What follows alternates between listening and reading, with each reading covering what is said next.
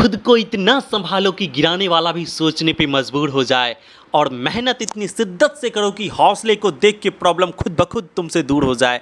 तो energy booster आपका अपना channel quiz of the day with एजे में आपका स्वागत है। और आज की इस वीडियो में मैं लेकर के आया हूँ HRRL HPCL Rajasthan refinery limited के सिलेबस बेस्ड पे आधारित कंप्लीट पूरा प्रैक्टिस सेट।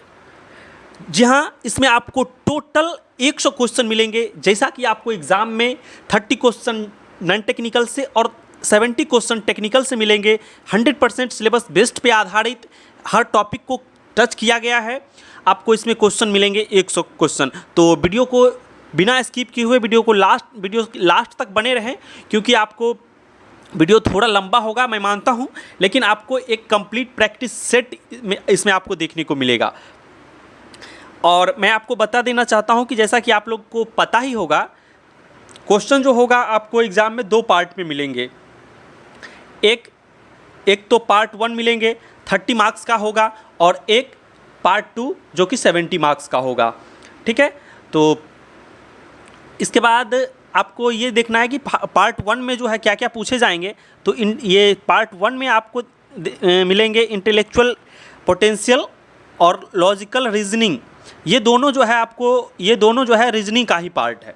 इसमें आपको दोनों रीजनिंग से ही क्वेश्चन पूछे जाएंगे, और थर्ड जो है वो मैथमेटिक्स से आपको क्वेश्चन पूछे जाएंगे, और उसके बाद इंग्लिश से क्वेश्चन पूछे जाएंगे। तो इस तरह से आपका नॉन टेक्निकल पोर्शन जो है वो 30 मार्क्स का इस तरह से सेपरेटेड रहेगा। और बाकी का जो 70 मार्क्स है, जिसमें आपके कुछ क्वेश्चंस ब्रांच से भी रहे हैं, जो कि जैसे कि आपका यहाँ पे देख रहे हैं MTO STO और fluid mechanics, chemical engineering, thermodynamics और हीट ट्रांसफ़र इक्विपमेंट, ये सारे तो आपके सिलेबस में हैं। लेकिन थोड़ा इसमें अलग भी है, जो हम लोगों के सिलेबस से थोड़ा अलग है। जैसे कि यहाँ पे फ्लेमेबिलिटी, एक्सप्लोसिव कंबशन है ना, और उसके बाद प्रोसेस सेफ्टी, ये सब सिलेबस से अलग, बट इंडस्ट्रियल क्वेश्चन है। सेफ्टी से रिलेटेड भी क्वेश्चन मैं वीडियो डाल चुका हूँ। तो बिना समय गवाते हुए चलते हैं इसके पहले क्वेश्चन की तरफ। और हाँ, क्वेश्चन पे आगे बढ़ने से पहले मैं आप लोगों से एक चीज़ बोलना चाहूँगा कि जैसे कि आप टीवी में रामदेव बाबा का एक्सरसाइज सिर्फ देखते रह जाएंगे तो आपको कोई फ़ायदा नहीं होने वाला है। तो ये प्रैक्टिस सेट है, आपको कॉपी कलम लेकर के बैठ जाना है। 1 से 100 तक आप लोग नंबरिंग कर लीजिए, और जो भी क्वेश्चंस है पहले उसको आप खुद ब खुद सॉल्व कीजिए। उसके बाद मैं आंसर ही साथ साथ बताते चलूँगा। आप वीडियो को पॉज करके बीच बीच में रोक करके आप खुद से भी उसका प्रैक्टिस कीजिए, नंबरिंग करिए। लास्ट में आपको ये कमेंट करके बताना है, या खुद से एनालिसिस कर लीजिए कि कितना मार्क्स आपको आया। ठीक है, तो चलते हैं पहले क्वेश्चन की तरफ। तो इसका पहला क्वेश्चन है, सम पोएट्स आर पोएम। अब देखिए, इसमें कह रहा है कि कुछ पोएट जो है पोएम है। ठीक है, तो उसके बाद कह रहा है नो पोएम इज सॉन्ग। तो इस टाइप के उसके बाद आपको यहाँ पे कंक्लूजन दिया है, some poems are not song, some songs are poem. तो सबसे पहले क्या करना है, आपको स्टेटमेंट को देख करके आपको क्या करना पड़ेगा, पहले आपको एक फिगर बनाना पड़ेगा। तो किस तरह से बनाना पड़ेगा इसका आप लोग थोड़ा सा देख लीजिए। इधर ये देखिए, आपको इसका सॉल्यूशन दिया हुआ है। इसका जो राइट आंसर है वो है ऑप्शन ए। ठीक है, इसका जो राइट आंसर है वो है ऑप्शन ए। ओके,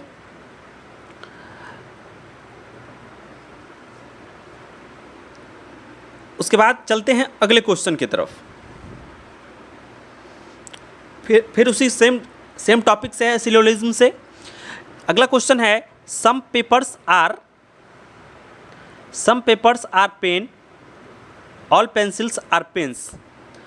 और उसके बाद फिर कंक्लूजन है, सम पेंसिल आर पेयर्स और सम पेन्स आर पेपर्स। तो इस टाइप का क्वेश्चन है। तो इसका कौन सा होगा, ये देखिए, इसका सॉल्यूशन पहले देख लेते हैं। ये देख लीजिए, इसका सॉल्यूशन आप लोग इसी तरह से करेंगे। पहले आपको डायग्राम ही बनाना पड़ेगा इस सिलोजिज्म वाले चैप्टर से। तो इसका जो यहाँ पे राइट आंसर है वो है ऑप्शन बी इसका राइट आंसर है। दूसरा जो है सम पेन्स आर पेपर्स ओनली, इसमें 2 ही सेंटेंस जो है वो सही है। ठीक है, उसके बाद चलते हैं अगले क्वेश्चन की तरफ। अगला क्वेश्चन ये आपको बताना है, क्वेश्चन है find the odd one from the following. अब इसमें से आपको बताना है कि ऑड इसमें से कौन सा है। तो इसको आप लोग सॉल्व कीजिए, सॉल्व करिए, फिर आपको मैं इसका सॉल्यूशन दिखा देता हूँ। ये देखिए इसका सॉल्यूशन, इसमें क्या किया, सबको जो है माइनस कर लिया, सबको माइनस कर लिया, और लास्ट में आप यहाँ पे देख रहे हैं कि सब बाकी ए बी सी का जो आंसर आया है ये सब ये क्या है, ऑड नंबर है, बाकी यही एक लास्ट वाला जो है इवन नंबर है। तो इस तरह से इसका जो राइट आंसर है वो डी है। ठीक है, इसका राइट आंसर जो है वो डी है। ठीक है, क्योंकि इसका जो डिफरेंस आया है वो एक इवन नंबर आया है। ओके, फिर चलते हैं अगले क्वेश्चन की तरफ।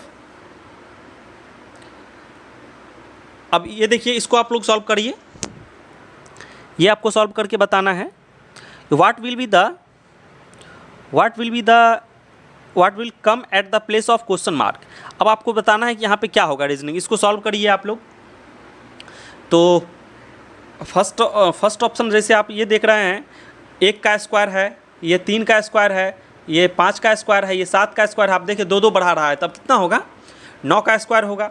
तो यहाँ पर जो इसका राइट आंसर हो जाएगा वो 81 हो जाएगा। ठीक है, इसके बाद चलते हैं अगले क्वेश्चन की तरफ। अगला क्वेश्चन है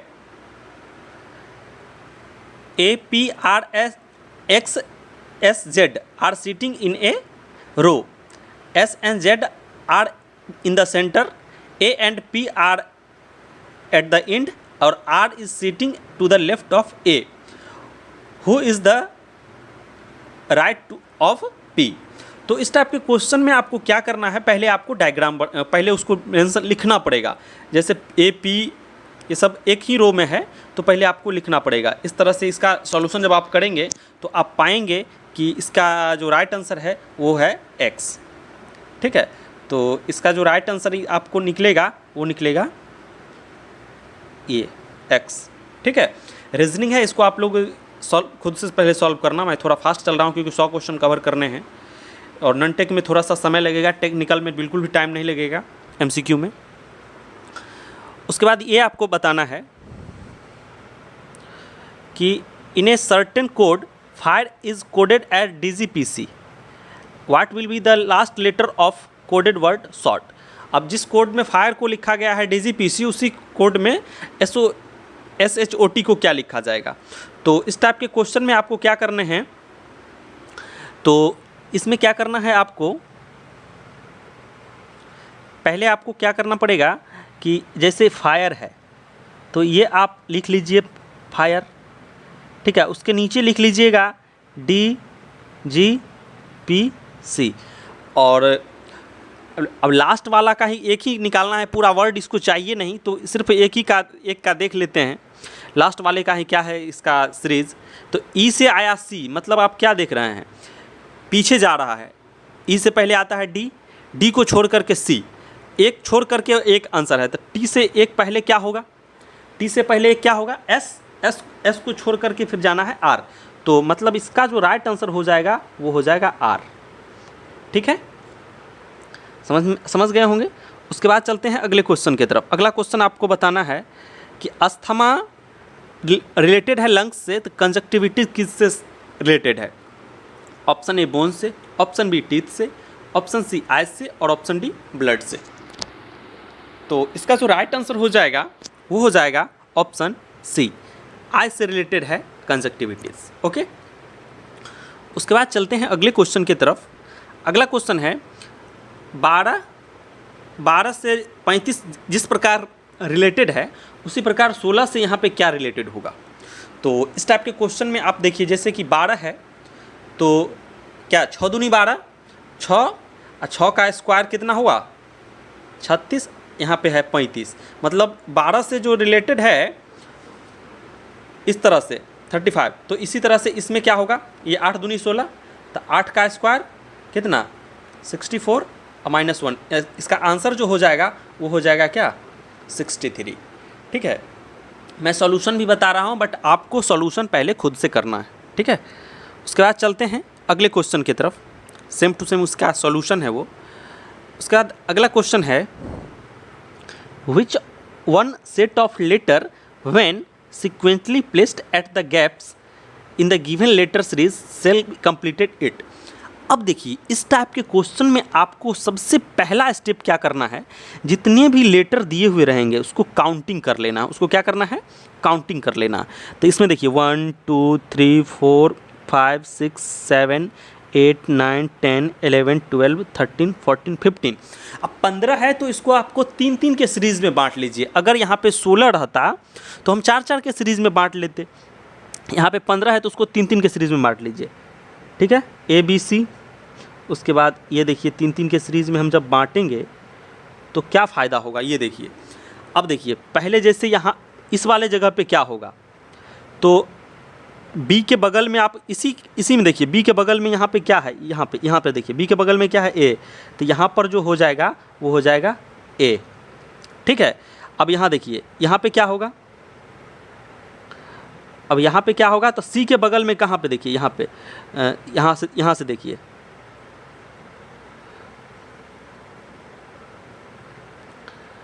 सी के बगल में क्या है, तो सी के बगल में हमको यहाँ पे बी मिल रहा है ना। तो यहाँ पर हो जाएगा, पहला आया था ए, उसके बाद बी।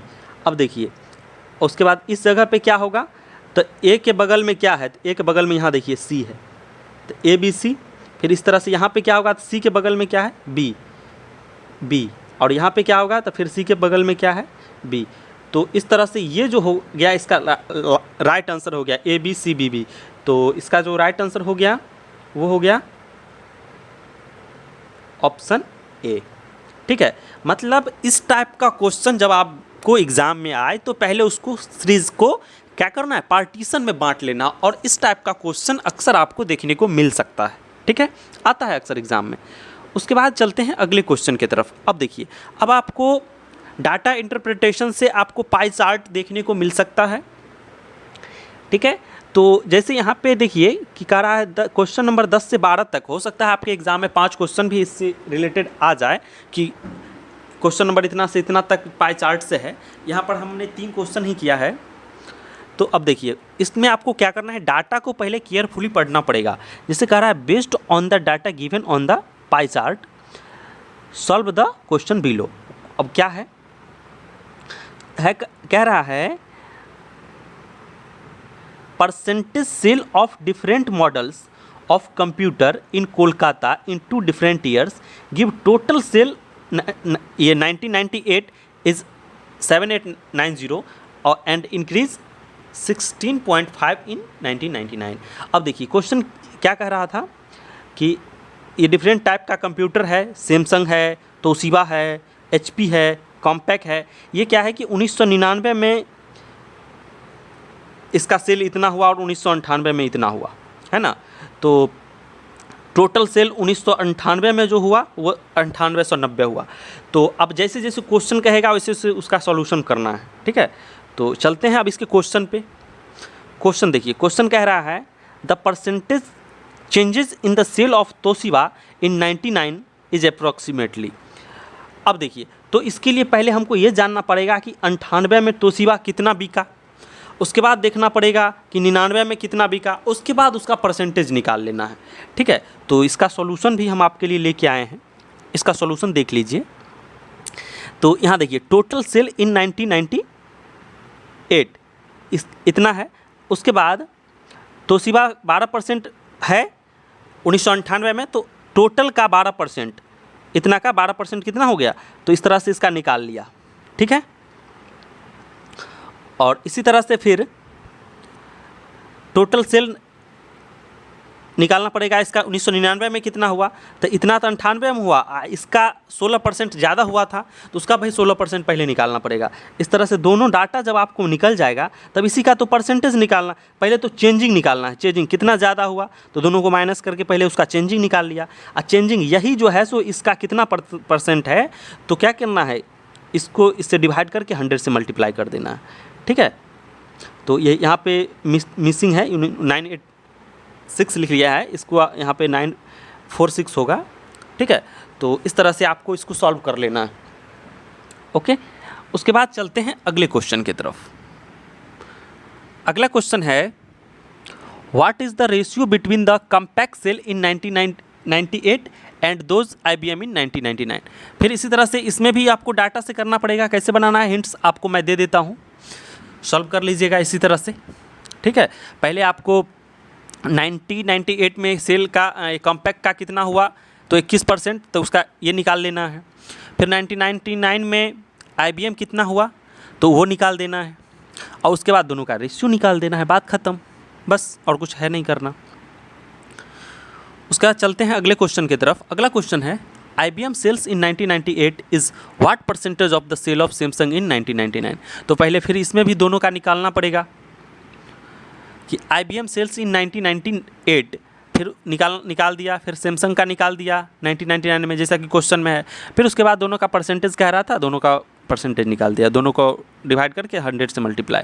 ठीक है, तो इस टाइप से आप लोग इसको सॉल्व कर लेंगे। ओके, उसके बाद चलते हैं अगले क्वेश्चन की तरफ। अगला क्वेश्चन है find the least number which will leaves remainder 5 when divided by 8, 12, 16 and 20।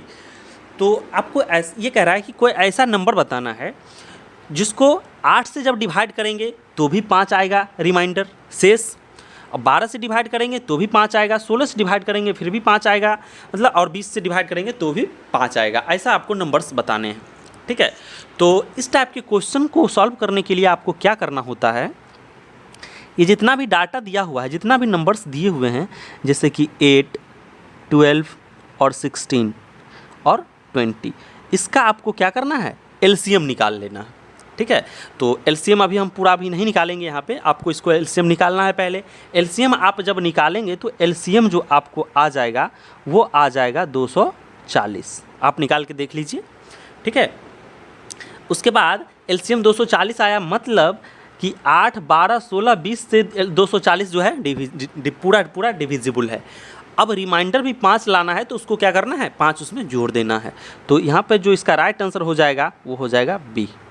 Okay, उसके बाद चलते हैं अगले क्वेश्चन की तरफ। यहाँ पे मैं लाया था स्पेस उसको LCM निकालने के लिए, लेकिन अगर हम उसका निकालने लगे LCM तो वीडियो लंबा होगा बेकार में, इसलिए मैं यहाँ पे अभी LCM नहीं निकाल रहा हूँ। LCM आप लोग निकाल लीजिए, उम्मीद करते हैं LCM तो ज़रूर ही आता होगा भाई सबको। ठीक है, उसके बाद है A minus B equal to दिया हुआ है 3, A square plus B square equal to दिया हुआ है 29, तो find the value of AB। अब आपको AB का वैल्यू निकालना है। तो इस टाइप के क्वेश्चन में आपको क्या करना है, जैसे कि दिया हुआ है A minus B equal to 3, तो अब क्या करना है, इसका दोनों तरफ स्क्वायर कर देंगे। तो दोनों तरफ जब स्क्वायर कर देंगे आप तो क्या हो जाएगा, A माइनस बी का होल स्क्वायर बराबर क्या होता है, A square plus B square minus 2AB equal to 3 का स्क्वायर 9 हो जाएगा। इसी में अब इसका वैल्यू तो दिया हुआ है 20, 29, तो यहाँ 29 रख देंगे, और ये माइनस 2AB इक्वल टू ये। तो अब देखिए ऊपर वाला मिटा दे रहे हैं हम। ठीक है, इसका वैल्यू तो 29 है, इसका वैल्यू 29 है, इसको भी मिटा दिए। अब देखिए ये आया था 29 माइनस ये 2AB, 29 माइनस 2AB, 2AB तो 2AB को उधर लेके चले जाते हैं, 9 को इधर लेके चले आते हैं 2AB। ठीक है, तो यहाँ पे आपको AB का वैल्यू निकल जाएगा, AB का वैल्यू निकल जाएगा ना। अब देखिए तो यहाँ पे 29 में से 9 चला गया, कितना 20 इक्वल टू 2AB, तो AB का वैल्यू क्या हो जाएगा, 2 दहाई 20। तो यहाँ पर जो इसका राइट आंसर हो जाएगा वो हो जाएगा ऑप्शन 10। ठीक है, इसी तरह से आपको सॉल्व कर लेना है। ओके, ये सब रीजनिंग मैथमेटिक्स का पार्ट है, रीजनिंग में भी इस टाइप का आपको देखने को मिल सकता है। ठीक है, रीजनिंग में कुछ नहीं है, बस उसमें टाइमिंग का होता है। रीजनिंग बन तो सबको जाता है अगर समय दे तो, बस कितना फास्ट आप सॉल्व करते हैं ये मैटर करता है। ठीक है, उसके बाद अगला क्वेश्चन है the cost of an article was 75. The cost was first increased by 20% and later it was reduced to 20%. The present cost of article is, मतलब कोई सामान है जो 75 रुपया में जो है उसका कीमत होता है 75 रुपया. अब पहले क्या होता है 20% उसका बढ़ जाता है, अब फिर क्या होता है 20% घट जाता है, तो अब उसका नया रेट क्या होगा. तो पहले देखिए,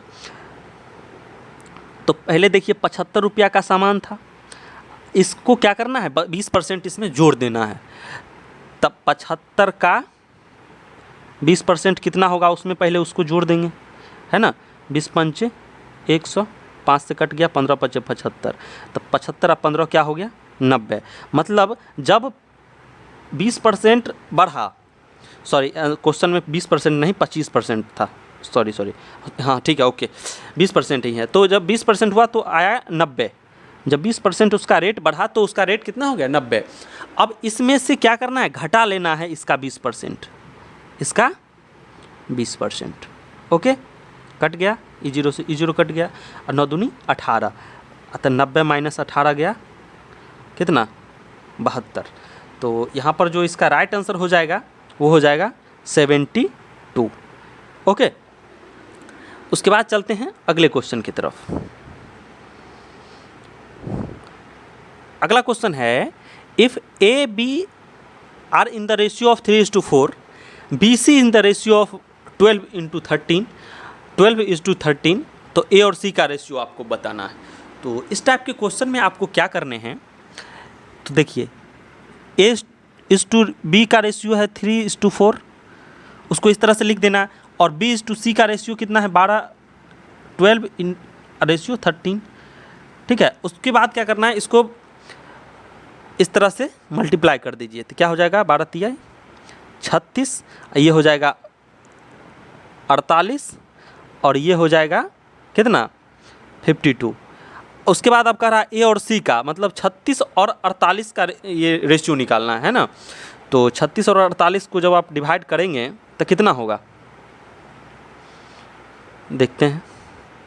देखिए 36 डिवाइडेड बाय ये 52 है ना, तो काट दीजिए 4 से, 4 × 36, 13 चौके 52, मतलब 9 रेशियो 9:13. तो इसका जो राइट आंसर आ गया वो आ गया 9:13. ठीक है, हम इसमें थोड़ा बहुत सॉल्यूशन भी करने का प्रयास किए हैं जिससे कि आपका अगर भूल गए होंगे तो थोड़ा बहुत रिमाइंड हो जाए, है ना.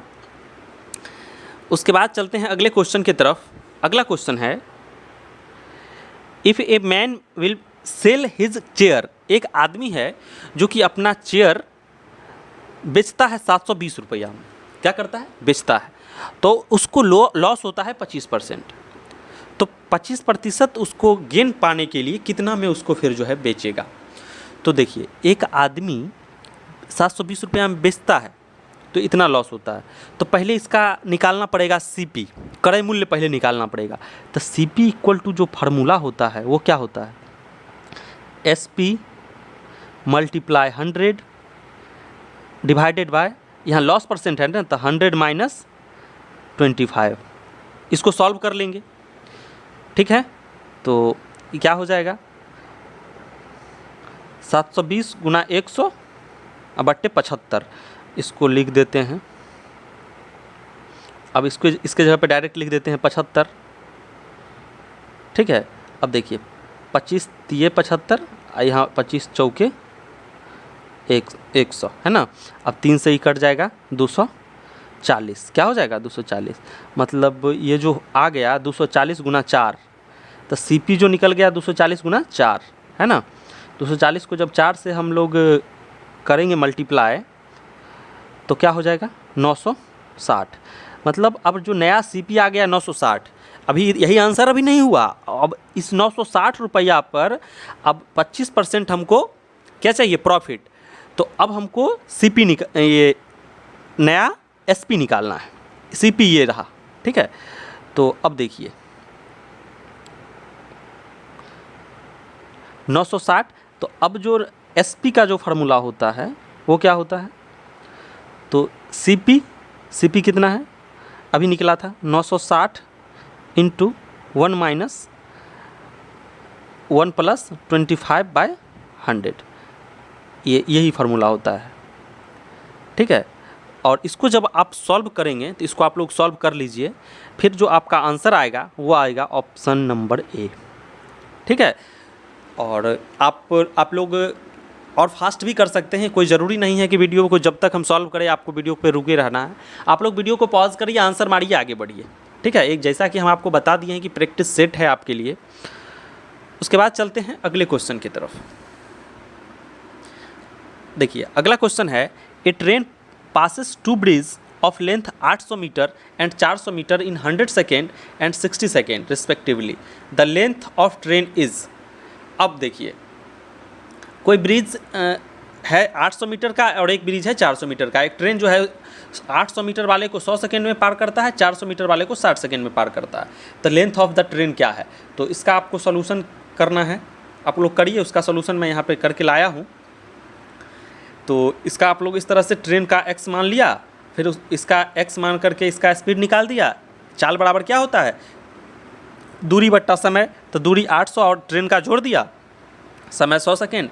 तो एक बार इसका स्पीड निकाल लिया, एक बार इसका स्पीड निकाल लिया, ठीक है। और दोनों को इक्वल कर दिया, x का वैल्यू आ गया। तो इस तरह से आपका जो लेंथ ऑफ द ट्रेन था वो निकल गया, ठीक है। उसके बाद आप लोग इसको सॉल्व करना है आपको। देखिए if A and be together complete job 15 दिन, ए और बी साथ मिल करके उसको 15 दिन में करता है और बी अकेले उसको 20 दिन में करता है, तो ए अकेले कितना दिन में करेगा। तो इस टाइप के क्वेश्चन को सॉल्व करने के लिए देखिए ए और बी मिल करके 15 दिन में करता है और बी अकेले 20 दिन में। तो देखिए इसको क्या करना है, 1/a plus 1/b equal to 1/15। अब एक जो है ए अकेले जो है सो कितना दिन में करता है, 20 दिन में, प्लस 1/b इक्वल टू 1/15।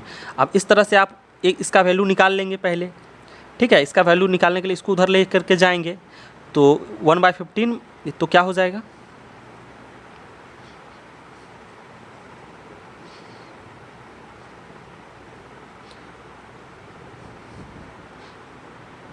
ये देखिए 1/15 माइनस 1/20, ठीक है।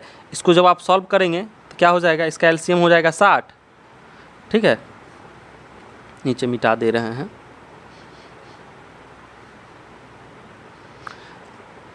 और ऊपर में क्या हो जाएगा, 15 चौके 60, 4 माइनस 20 तिया 60, 3, मतलब ये आ गया 1/60। मतलब सिर्फ एक अकेले जो है वो इसको पलट देना है, 60 दिन में करेगा, ठीक है। मतलब यहाँ पर जो इसका आंसर हो जाएगा कि ए अकेले जो है कितना दिन में करेगा, 60 दिन में करेगा। यहाँ हम बी अकेले निकाले थे दोनों, देखिए बी अकेले वहाँ पे 20 दिन में करता, हम 1/a का वैल्यू रख दिए थे 20, कोई दिक्कत नहीं है। आपको यहाँ पे a 1/b का इसका वैल्यू रखना है 20, फिर भी कैलकुलेशन सेम ही होगा, यहाँ पे कोई फ़र्क नहीं पड़ने वाला है, ठीक है। इसको आप लोग बनाएंगे, इसका आंसर आ जाएगा आपको 60, ठीक है। उसके बाद चलते हैं अगले क्वेश्चन की तरफ। अगला क्वेश्चन है, a man 24 years older than his son, एक आदमी जो है अपने बेटे से 24 साल ज़्यादा बड़ा है।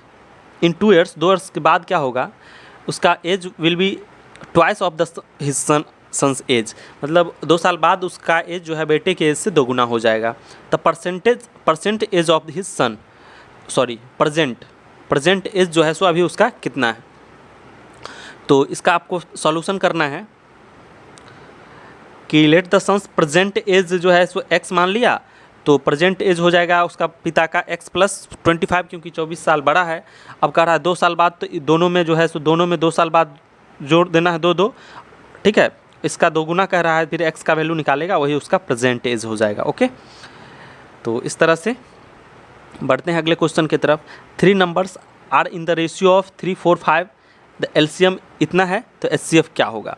तो इसको आपको क्या करना है, इसको आप लोग सॉल्व कीजिए। यहाँ सॉल्यूशन लाए हुए हैं, ये देखिए नंबर में x मान लीजिए 3x, 4x, 5x, तो इसका एलसीएम जो है इसका आप निकालेंगे तो 4 × 12 = 5 60x, 60x का वैल्यू जो है सो 2400 है, तो x का वैल्यू निकल गया 14। अभी सब में x का वैल्यू डाल देना है, तो 3x इतना, 4x इतना, 5x इतना, HCF निकालने के लिए कह रहा है, तो सब में हाई ये कॉमन फैक्टर ये 14 है, ये हो गया आंसर। ठीक है, उसके बाद चलते हैं अगले क्वेश्चन की तरफ। हाँ, तो अब आपका ये मैथ और रीजनिंग का पार्ट जो था इसमें वो ख़त्म हुआ। अब आगे आपको 9 क्वेश्चन जो है वो इंग्लिश से मिलेंगे। ठीक है, जैसे कि आपको हम शुरू में ही बता दिए कि मैथ और रीजनिंग इंग्लिश पूछा जाएगा आपको, तो मैथ रीजनिंग का पार्ट इसमें हमारा ख़त्म हुआ। ठीक है, इसके बाद आपको अब इंग्लिश का पोर्शन देखने को मिलेगा। ठीक है, अब देखिए, Kamal told the audience to hold their peace until he had finished his address। अब इसमें ये जो अंडरलाइन किया गया है होल्ड देयर पेस, ये एक आइडियम्स है, इसका एग्जैक्ट आंसर क्या होगा वो आपको बताना है। ठीक है, तो ऑप्शन ए सॉरी आंसर नहीं है, ऑप्शन ए कह रहा है remain peaceful, option B keep silent, option C remain seated, become reconciled. तो यहाँ पे जो इसका राइट आंसर है वो है ऑप्शन बी। इसका राइट आंसर क्या है? Option B. ओके, उसके बाद चलते हैं अगले क्वेश्चन की तरफ। अगला क्वेश्चन है one who does not care for literature और आर्ट। ये देखिए वन वर्ड सब्स्टिट्यूशन से है।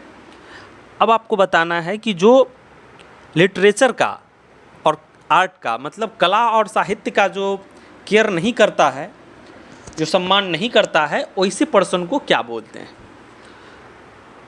प्रिमिटिव, इलिटरेट, फिलिस्टीन या बारबेरियन। तो इसका जो राइट आंसर है वो है ऑप्शन सी। इसका जो राइट आंसर है वो है ऑप्शन सी। ठीक है, और बाकी एक बार सबके बारे में मैं आपको बता देता हूँ। ठीक है, ये देख लीजिए आप वीडियो को पॉज करके। इसका तो आंसर है फिलिस्तीन। अब बाकी सब जितना भी ऑप्शन में है, प्रिमिटिव इसका मतलब दिया हुआ है, इलिटरेट का मतलब दिया हुआ है और बारबेरियन का मतलब दिया हुआ है। एक बार इसको हो सके तो आप लोग पढ़ लीजिए। ठीक है, उसके बाद चलते हैं अगले क्वेश्चन की तरफ। अगला क्वेश्चन है एंटोनिम ऑफ प्रोस्पेरस। अब प्रोस्पेरस का मतलब क्या होता है? जिसके पास बहुत ज़्यादा धन दौलत होता है। प्रोस्पेरस मतलब धनी, एकदम धनी आदमी जो होता है। तो उसका उल्टा यहाँ पे एंटोनिम कह रहा है, तो इसका उल्टा क्या हो जाएगा? एडवर्स या एडवांस्ड या रिटार्टेड या इम्पेक्यूनियस। ठीक है, तो इसका जो राइट आंसर है वो है इम्पेक्यूनियस। ठीक है, तो एक बार इसका सबका आंसर आपको देख लेना है, सबका मीनिंग क्या है, एडवर्स का मतलब क्या है, एडवांस्ड का मतलब क्या है, रिटार्डेड का मतलब क्या है, एफ्लुएंट का क्या है, इसका तो आंसर है, इसको मैं बता देता हूँ, हैविंग नो मनी। अब देखिए, अब प्रॉस्परस जो ऑप्शन में था सक्सेसफुल इन द, जिसके पास बहुत सारा धन दौलत होता है, बहुत, उसको बोलते हैं प्रॉस्परस। तो एंटोनिम जो होगा वो ये होगा, ये तो आपको बता ही दिए हैं। ठीक है, इसके बाद चलते हैं अगले क्वेश्चन की तरफ। अगला क्वेश्चन है सिनोनिम्स ऑफ कैंसिल। कैंसिल का सिनोनिम्स क्या होगा? इसका जो राइट आंसर है वो अब आप लोग को बताना है। इसका जो राइट आंसर है वो है एबॉलिश। ठीक है, और एक बार सब ऑप्शन आप लोग देख लीजिए, सबका मीनिंग, क्योंकि इंग्लिश में वोकैबुलरी का ही ज़्यादा इंपॉर्टेंट है। सबका मीनिंग आपको अगर याद होगा तो उतना ज़्यादा आप सिनोनिम्स एंटोनिम्स बना पाएंगे। ठीक है, तो इस सबका मीनिंग आपको दिया हुआ है, एक बार इसको आप रीड कर लीजिएगा। ठीक है, इस कैंसिल का है एबॉलिश। ठीक है, उसके बाद चलते हैं अगले क्वेश्चन की तरफ। The bridge will finish dash month 2 months time. मतलब ब्रिज जो फिनिश होगा वो यहाँ पे जो राइट आंसर होगा वो होगा, आपको भरना है, बाय होगा या सिंस होगा या इन होगा या फॉर होगा। तो इसका जो राइट आंसर है वो है इन हो जाएगा। The bridge will be finished in 2 months। ठीक है, उसके बाद चलते हैं अगले क्वेश्चन की तरफ। अगला क्वेश्चन है football is dash most popular sport in the world. ठीक है, तो यहाँ पर ए एंड द में से कौन सा होगा? तो यहाँ पे जो राइट आंसर होगा वो होगा द, हो जाएगा sentence football is the most popular sport in the world. ठीक है, उसके बाद चलते हैं अगले क्वेश्चन की तरफ। अगला क्वेश्चन है which is a proper noun. अब आपको बताना है कि कौन सा प्रॉपर नाउन है। टाउन, रिवर, लंदन और काउ। तो आपको थोड़ा सा हिंट्स दे दूं कि प्रॉपर नाउन जो होता है किसी व्यक्ति, जगह या फिर किसी भी चीज़ का प्रॉपर नाम को बोलते हैं। ठीक है। तो टाउन कोई प्रॉपर नाउन है, जैसे टाउन दे देता वाराणसी, छत्तीसगढ़ या कोई जगह का नाम दे देता तो वो होता। लेकिन यहाँ पर ये देखिए, ये सब जो है सो रिवर, टाउन, ये सब एक कॉमन नाउन है, बहुत सारा इसमें आएगा, है ना। काव में भी कोई प्रॉपर ना काव का नहीं बोला जा रहा है। लंदन देखिए, लंदन जो है ये प्रॉपर जगह का नाम है, यहाँ पर लंदन जो है प्रॉपर नाउन है, ठीक है। उसके बाद चलते हैं अगले क्वेश्चन की तरफ। अगला क्वेश्चन है चूज द करेक्ट एडजेक्टिव। अब आपको बताना है करेक्ट एडजेक्टिव कौन सा है। You are the brightest and dash means I have ever met. अब देखिए इसमें क्या है कि ब्राइटेस्ट है, ये सुपरलेटिव डिग्री है, तो अगला भी सुपरलेटिव ही होगा, तो यहाँ पे हो जाएगा डम्बेस्ट, ठीक है। उसके बाद चलते हैं अगले क्वेश्चन की तरफ। अगले क्वेश्चन की तरफ चलते हैं। अगला क्वेश्चन ये आपको वॉइस से है, नरेशन से है, ठीक है। Pawan said to me if I hear any news I will phone you, ठीक है। तो इसमें आपको क्या करना है कि यहाँ देखिए सैड को तो पहले टोल्ड में कन्वर्ट कर लेना है, और ये जो यहाँ पर जो रिपोर्टेड वर्ब है, वर्ब को उसका वर्ब का तीसरा रूप यूज़ करना है, फर्स्ट पर्सन को थर्ड पर्सन में कन्वर्ट कर देना है, ठीक है, और विल को वुड में कन्वर्ट कर देना है। तो इसका जो आंसर हो जाएगा वो क्या हो जाएगा, ये क्या हो जाएगा, यहाँ ये हो जाएगा Pawan told to me that if, I को क्या हो जाएगा, आई को ही में, थर्ड पर्सन में, तो ही हियर्ड एनी न्यूज़, आई को फिर क्या करना है, ही, विल को जगह पे वुड फोन यू। तो यहाँ पे जो राइट आंसर है वो ये देखिए, राइट ऑप्शन यहाँ पे डी कह रहा है, Pawan told to me that if he heard any news he will phone me, ठीक है। तो यहाँ पर जो होगा वो डी आंसर जो है यहाँ पे ये सही है, ठीक है, यहाँ पे डी आंसर जो है सही है, ओके। ये देख लीजिए डी आंसर आप लोग, ओके। अब चलते हैं अगले क्वेश्चन की तरफ। हाँ, अब देखिए ये आपका जो नॉन टेक्निकल पार्ट आएगा वो आपका ख़त्म हुआ, तो चूँकि 30 क्वेश्चन था, मैथ था, रीजनिंग था, उसको एक्सप्लेन करने में थोड़ा सा टाइम लग गया, आई एक्सेप्ट इट, बट आगे का जो 70 क्वेश्चन है इसमें आपको ज़्यादा समय नहीं लगेगा। और इस 70 क्वेश्चन में मैं अकॉर्डिंग टू सिलेबस जो टॉपिक, कुछ टॉपिक्स हम लोगों का जो बुक अवेलेबल है, ओ.पी. गुप्ता का हो या फिर राम प्रसाद का हो, जो भी हम लोगों के पास बुक अवेलेबल है, कुछ टॉपिक इसके जो सिलेबस में दिया हुआ है वो नहीं दिया हुआ है, तो मैं उस सिलेबस को ध्यान में रख करके काफ़ी मेहनत करके आप लोगों के लिए लाया हूँ, ठीक है। तो चलते हैं बिना समय गवाते हुए दूसरे पार्ट की तरफ जो कि 70 क्वेश्चन का है। और हो सके तो आप लोग भी थोड़ा ब्रेक ले लीजिए, वीडियो को पॉज करके एक बार थोड़ा रिफ्रेश होकर के आ जाइए, क्योंकि ये अब आपका ब्रांच पेपर शुरू होने वाला है। 70 क्वेश्चन जो कि काफ़ी वेटेज रखता है और क्वेश्चन काफ़ी इंपॉर्टेंट है, तो बीच में ब्रेक ले लीजिए। कंटिन्यू आप देखेंगे तो हो सकता है माइंड एग्जॉस्ट हो जाए। देखिए क्वेश्चन है, in alkenes the carbon atom are connect each other by dash. अब देखिए कह रहा है एल्कीन में जो है कार्बन एटम के बीच कौन सा बॉन्ड होता है, तो आपको बता दूं कार्बन के बीच सिंगल बॉन्ड जो होता है वो होता है एल्केन में। किस में होता है, एल्केन में, ठीक है। और डबल बॉन्ड जो होता है कार्बन के बीच वो होता है एल्कीन में, ठीक है। और ट्रिपल बॉन्ड जो होता है कार्बन के बीच वो होता है एल्काइन में, ओके। तो इस तरह से यहाँ पर जो इसका राइट आंसर हो जाएगा, यहाँ एल्कीन का कह रहा है तो उसमें हो जाएगा डबल बॉन्ड, ठीक है। सिंपल क्वेश्चन है, एग्जाम में ज़्यादा भारी क्वेश्चन लोग पढ़ के जाते हैं, कभी कभी वहाँ इजी आ जाता है, तो इजी क्वेश्चन का भी प्रैक्टिस करके जाना जरूरी है, ठीक है। उसके बाद आपको बताना है कि the general formula of alkene. अब ये फार्मूला तीनों आपको पता होना चाहिए, एल्केन, एल्कीन और एल्काइन का। तो आपको इसका बताना है, option A CnH2n, option B CnH2n+1, option C CnH2n+2, option D CnH2n-2। तो इसका जो राइट आंसर है वो हो जाएगा ऑप्शन सी CnH2n+2, ओके। चलते हैं अगले क्वेश्चन की तरफ। अगला क्वेश्चन आपको बताना है कि जनरल फार्मूला ऑफ एल्कीन। अब एल्कीन का कह रहा है, option A CnH2n, option B CnH2n+2, option CnH2n-2 और CnH2n-1। तो इसका जो राइट आंसर है वो है ऑप्शन ए CnH2n, ओके। और इसी तरह से सेम क्वेश्चन है, ये तीनों मैं डाल दिया हूँ।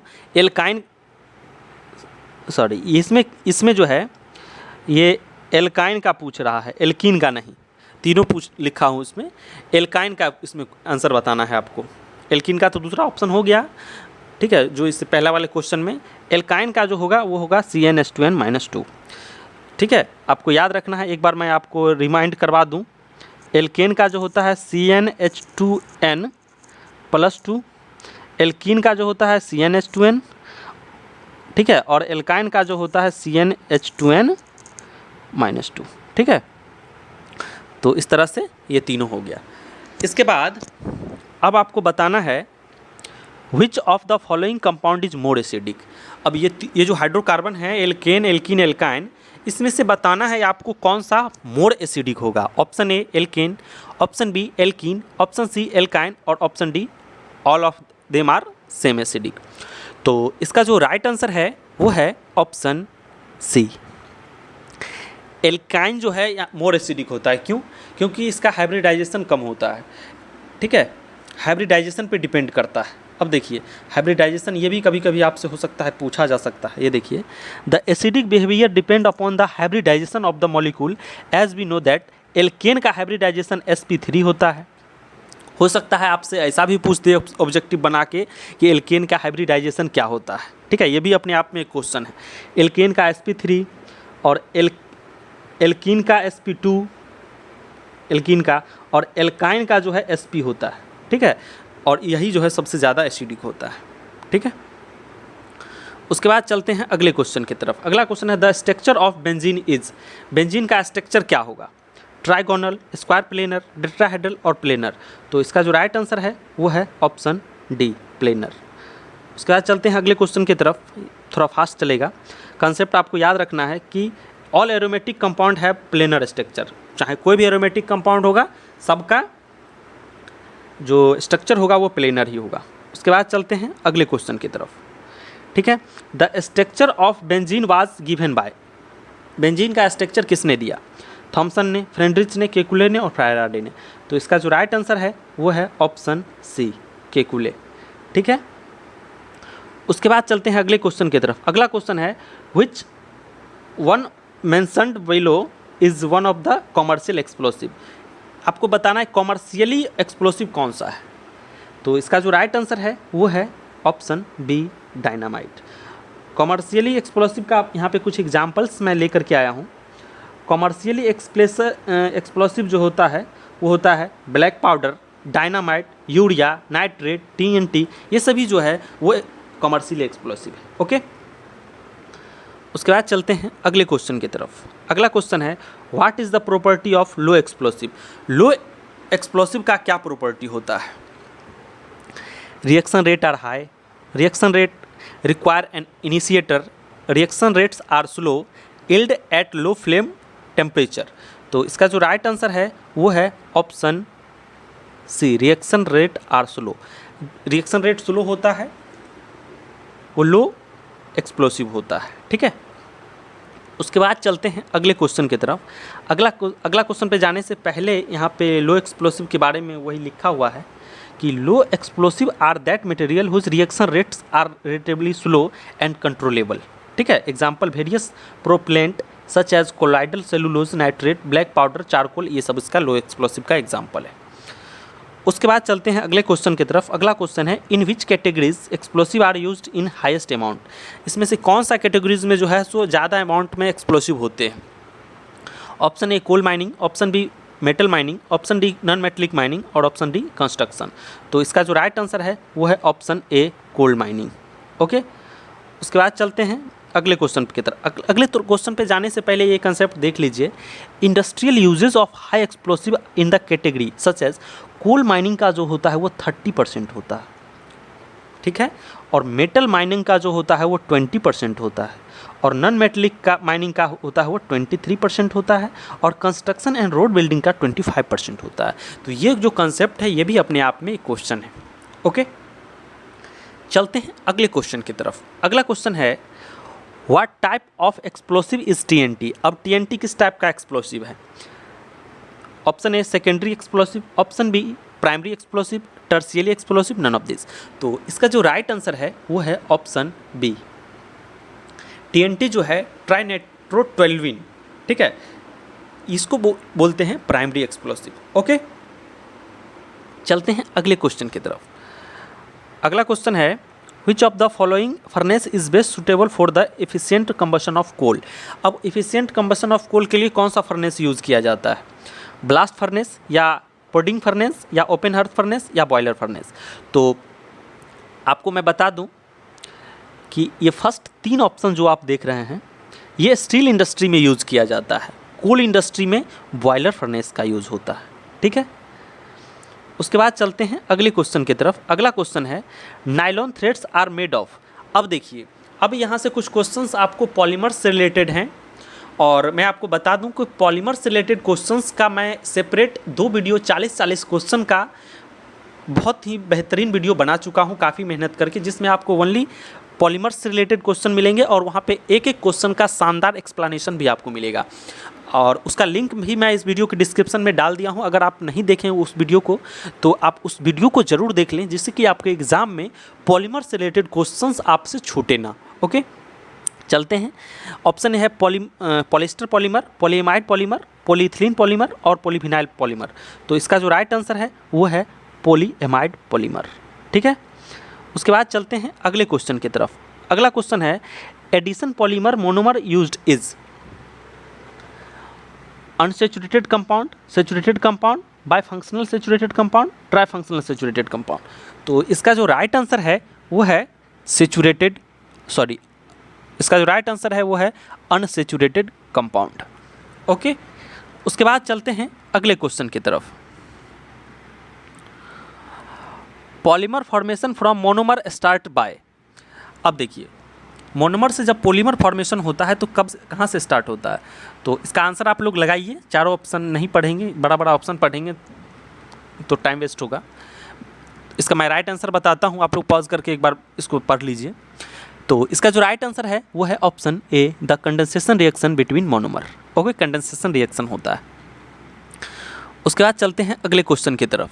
विच of the following are the example of direct contact type of heat exchanger. अब देखिए, हीट एक्सचेंजर से रिलेटेड क्वेश्चन भी का मैं 3 वीडियो बना चुका हूँ सेपरेट हीट एक्सचेंजर से रिलेटेड, और वहाँ पे आपको एक क्वेश्चन का शानदार एक्सप्लेनेशन किया हूँ, क्योंकि वहाँ पे सिर्फ हीट एक्सचेंजर से ही रिलेटेड वीडियो हमको बनाना था और यहाँ पे 100 क्वेश्चंस हैं, बहुत ज़्यादा क्वेश्चन कवर करने हैं, तो यहाँ पे मैं एक्सप्लेनेशन नहीं कर रहा हूँ, ठीक है, डायरेक्ट आंसर बता रहा हूँ। तो इसके डिस्क्रिप्शन में मैं वो वीडियो का लिंक डाल दिया हूँ, तीनों वीडियो आप ज़रूर देख लें।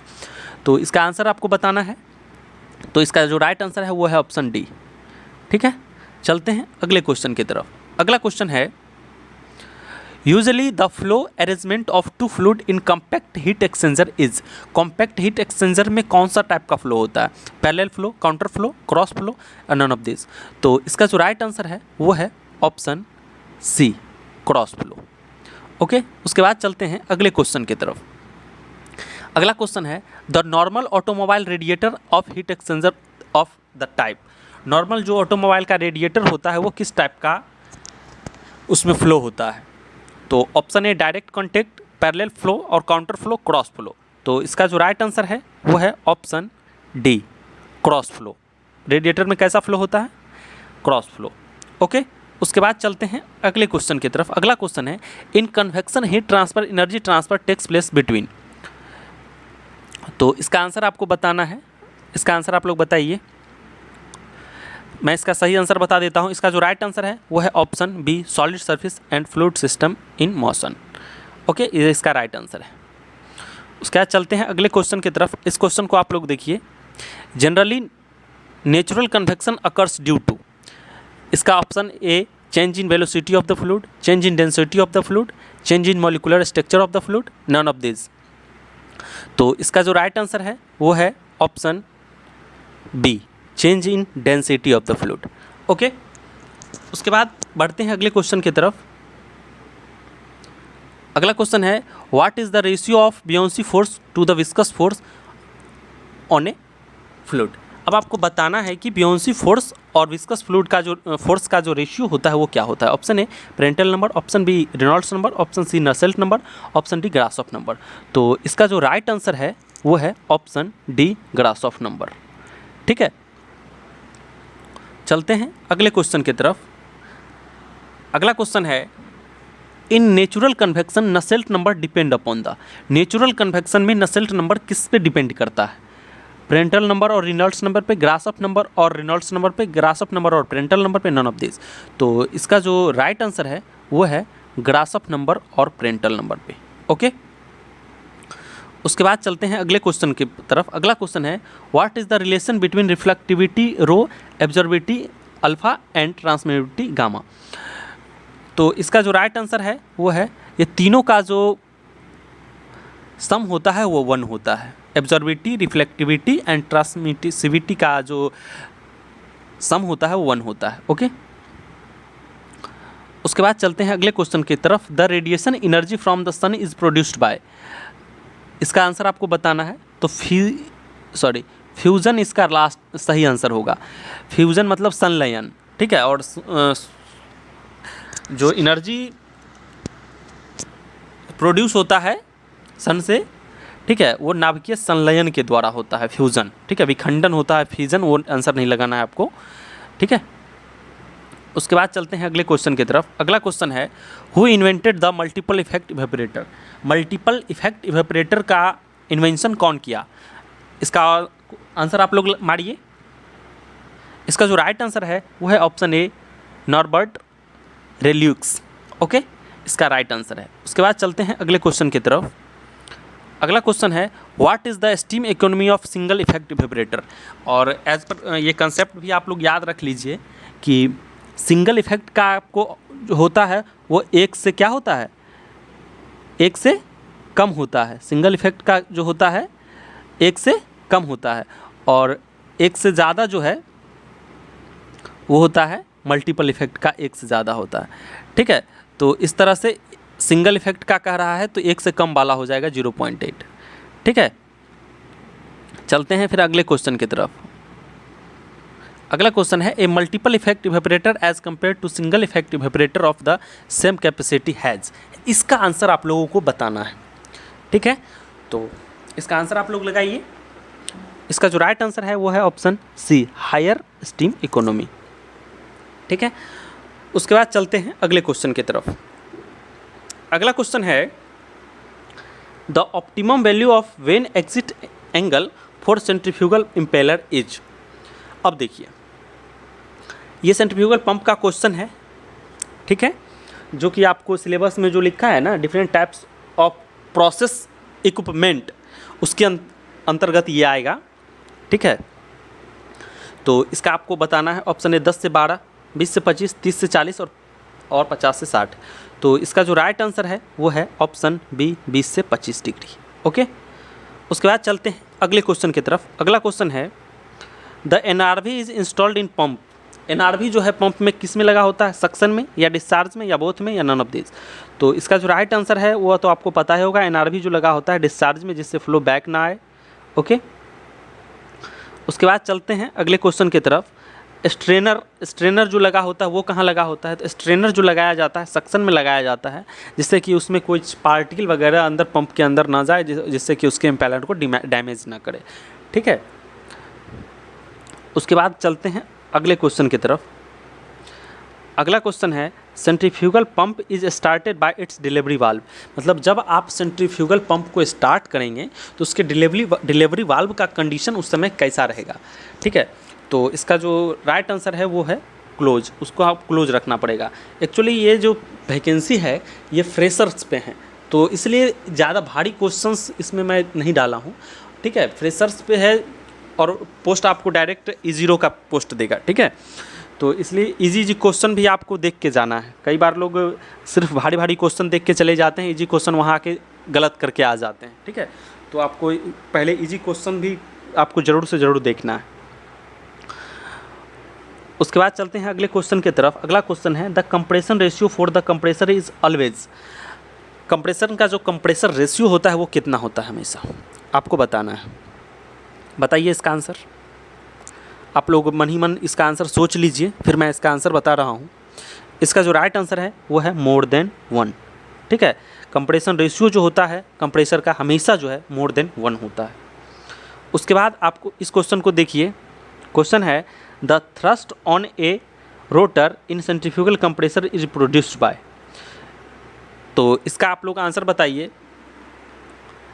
पहला ऑप्शन रेडियल कंपोनेंट, दूसरा ऑप्शन एक्सियल कंपोनेंट, तीसरा ऑप्शन टेंजेंशियल कंपोनेंट। तो इसका जो राइट आंसर है वो है ऑप्शन बी, एक्सियल कंपोनेंट।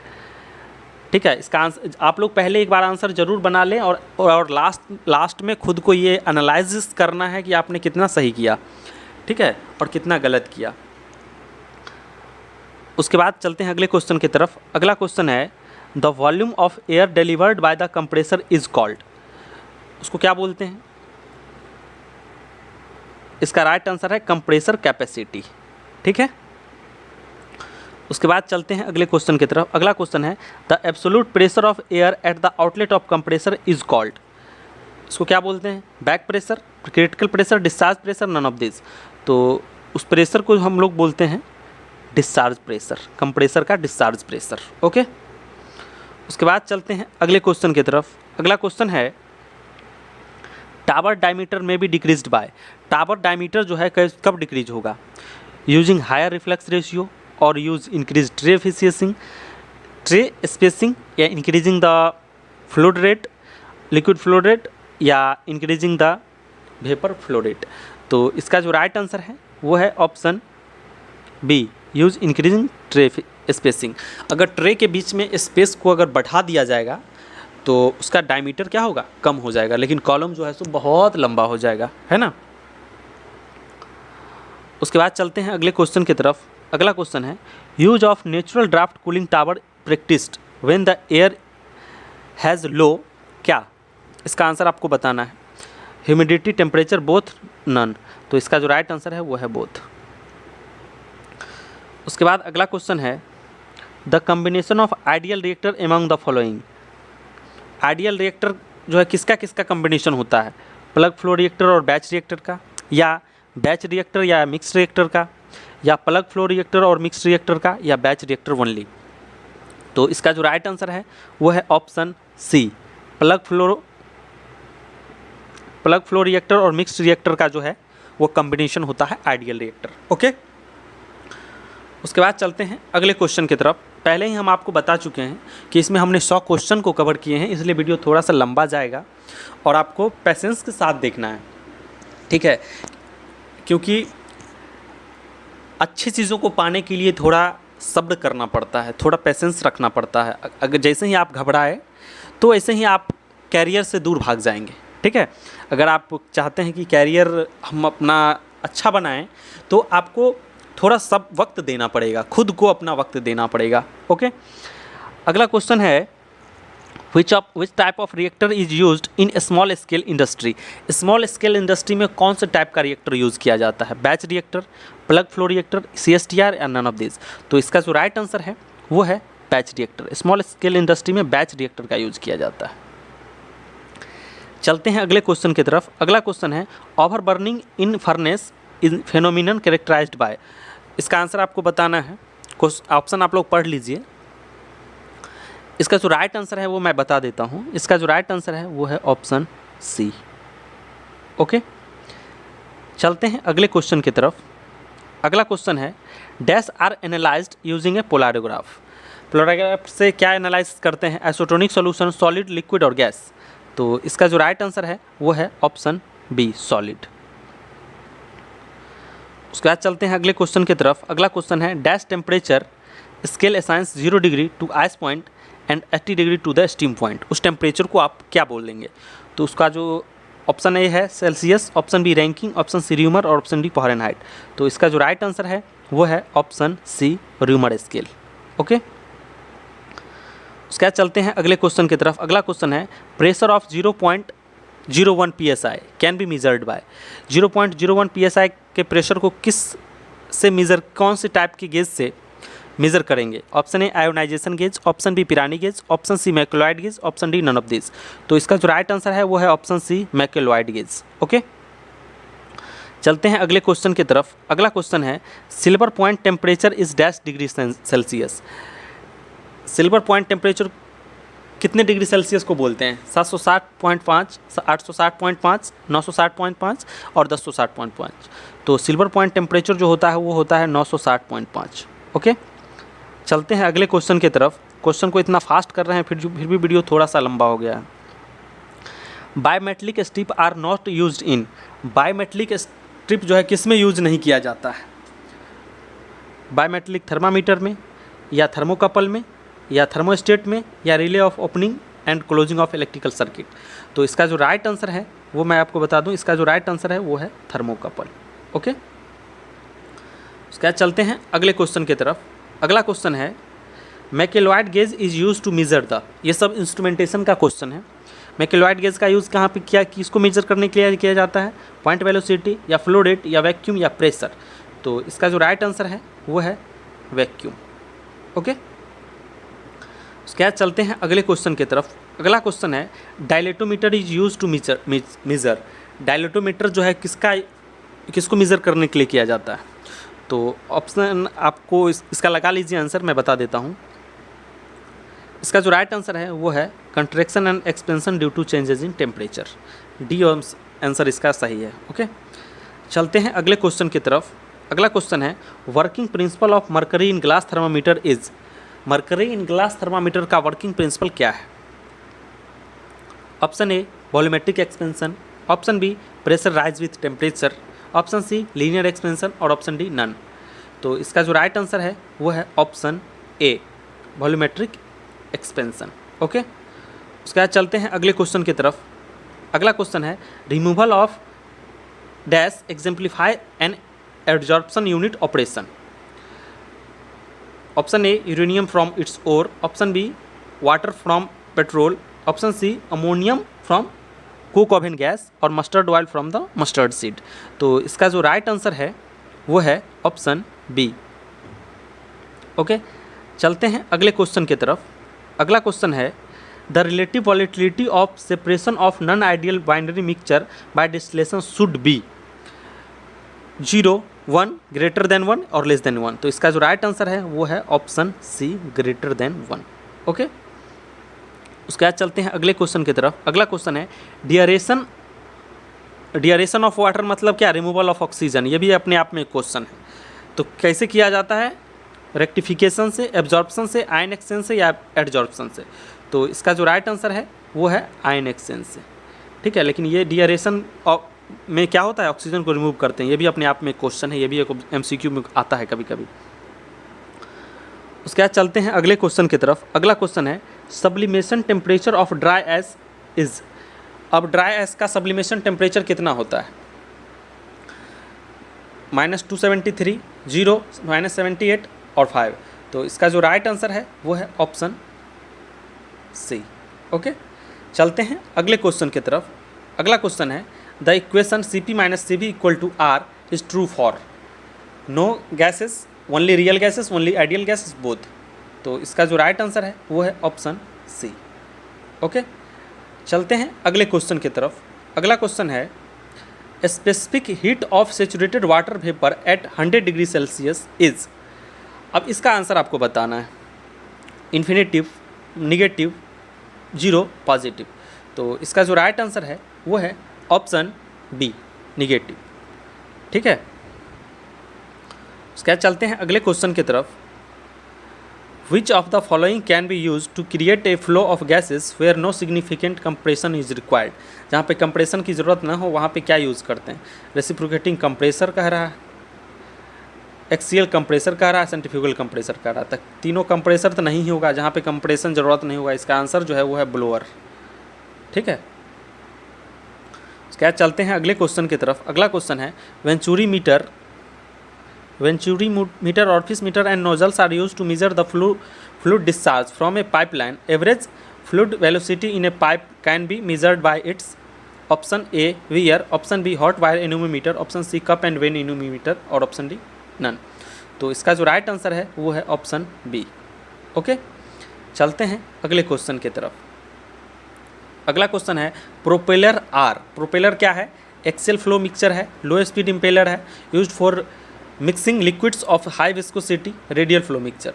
तो इसका जो राइट आंसर है वो है option A axial flow mixture. ठीक है, उसके बाद चलते हैं अगले क्वेश्चन की तरफ। अगला क्वेश्चन है in heat exchanger floating head are provided to, heat exchanger floating head क्यों दिया जाता है? Facilitate clean to exchanger, increase the heat transfer area, relative stress cause by thermal expansion, increase log mean temperature gradient. तो इसका जो right answer है वो है ऑप्शन सी। ओके, उसके बाद चलते हैं अगले क्वेश्चन की तरफ। अगला क्वेश्चन है thermal diffusibility of most of the liquid dash with rising temperature. अब देखिए लिक्विड का कह रहा है कंडक्टिविटी टेम्परेचर बढ़ाने से क्या होगा, तो लिक्विड का क्या होगा, तो लिक्विड का घट जाएगा, डिक्रीजेस। अगर यही गैस का पूछेगा तो गैस का बढ़ जाएगा। लिक्विड का क्या होता है, घट जाता है थर्मल कंडक्टिविटी के टेम्परेचर के साथ, और गैस का क्या होता है, बढ़ जाता है। ओके, टेम्परेचर के बढ़ने के साथ साथ। ओके, उसके बाद चलते हैं अगले क्वेश्चन की तरफ। अगला क्वेश्चन, अब देखिए अगला क्वेश्चन, कुछ क्वेश्चंस आपको यहाँ पे सेफ्टी से रिलेटेड है, और सेफ्टी से रिलेटेड मैं लगभग 2 वीडियो डाल चुका हूँ। 25-25 क्वेश्चन का, सेफ्टी से 50 क्वेश्चन मैं ऑलरेडी डाल चुका हूँ, और वहाँ पे एक एक क्वेश्चन का आपको मैं एक्सप्लेनेशन भी किया हूँ फिगर के साथ साथ बहुत अच्छे तरह से। तो आप लोग इस लिंक के डिस्क्रिप्शन में जा कर के उस वीडियो को भी ज़रूर से ज़रूर देख लें, जिससे कि आपको एग्ज़ाम में काफ़ी हेल्पफुल मिलने वाला है। ठीक है, तो SOP का फुल फॉर्म क्या होता है? Option A standard operating plant, standard operating procedure, sound operating plant और system for operation of plant. तो इसका जो राइट आंसर है वो है option B, standard operating procedure. Okay, उसके बाद चलते हैं अगले क्वेश्चन की तरफ। अगला क्वेश्चन है safe range of oxygen inside the confined space. अगर कोई कन्फाइंड स्पेस में जाता है तो सेफ रेंज कितना होना चाहिए? तो इसका आंसर आप लोग लगाइए, फिर मैं आंसर इसका डायरेक्ट बताऊंगा। इसका जो राइट आंसर है वो है ऑप्शन ए, 19.5 to 23.5। ओके, उसके बाद चलते हैं अगले क्वेश्चन की तरफ। अगला क्वेश्चन है the acronym MSDS stands for. अब बताना है आपको MSDS का फुल फॉर्म क्या होता है। Mast safety data sheet, material security data sheet, material safety data sheet और मास्टर सिक्योरिटी डाटा सीट। तो इसका जो राइट आंसर है वो ऑप्शन है C, material safety data sheet. Okay, उसके बाद चलते हैं अगले क्वेश्चन की तरफ। अगला क्वेश्चन है DM water is converted into BFW by, मतलब DM वाटर में से किसको रिमूव करके BFW बनाया जाता है? ठीक है, option A removal of chlorine, addition of chlorine, removal of oxygen, addition of salt. तो इसका जो राइट आंसर है वो है option C, removal of oxygen. ठीक है, जब DM वाटर में से जब ऑक्सीजन को हटा दिया जाता है तो BFW बन जाता है। ठीक है, उसके बाद चलते हैं अगले क्वेश्चन की तरफ। अगला क्वेश्चन है for minimum reflux ratio the number of tray in distillation column should be. Option A infinite tray, minimum tray, optimum tray, none of this. तो इसका जो राइट आंसर है वो है option A, infinite tray. Okay, चलते हैं अगले question की तरफ। अगला क्वेश्चन है व्हाट इज़ हजोब। हजोब क्या है, इसका आंसर आपको बताना है। इसका जो राइट आंसर है वो है ऑप्शन सेकेंड। ठीक है, ये structured and systematic technique for the system examination and risk management. Okay, उसके बाद चलते हैं अगले क्वेश्चन की तरफ। अगला क्वेश्चन है check list for job safety analysis जैसे कंसिस्ट ऑफ, जैसे के लिए क्या क्या चेक करना होता है। इसका आप लोग आंसर बता दीजिए, मैं ऑप्शन बता रहा हूँ डायरेक्ट आंसर। तो इसका एक बार आप लोग ऑप्शन पढ़ लीजिए, मैं 1-2 सेकेंड का टाइम दे रहा हूँ, पॉज करके एक बार पढ़ लीजिए क्योंकि इंपॉर्टेंट क्वेश्चन है।